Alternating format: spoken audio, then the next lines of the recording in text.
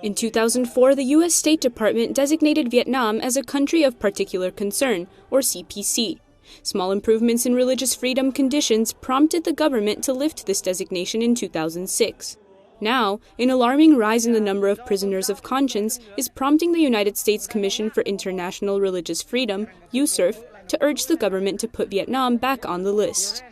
Religion in Vietnam remains heavily regulated under the Law on Belief and Religion, which went into effect in January 2018. While the law did introduce some positive changes, such as recognizing religious organizations as legal persons, it also requires religious groups to register with the government. This same law has also been used by Vietnamese authorities to crack down on religious ceremonies. It's part of the government's wider attempt to subdue human rights defenders, even those who advocate peacefully, like Nguyen Bach Truyen and Pastor A. Dao. Mr. Truyen is a Wahao Buddhist who advocated on behalf of religious communities and prisoners of conscience.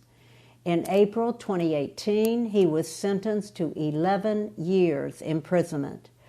Pastor A. Dao led an unregistered church for Montagnard Christians.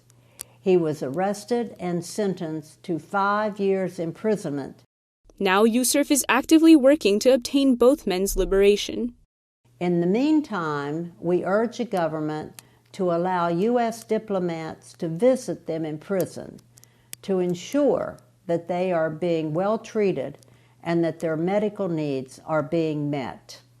According to the annual report, Protestants and An Dan Dai Dao Buddhists make up the highest percentage of prisoners of conscience in Vietnam, followed by Hoa Hao Buddhists and Catholics.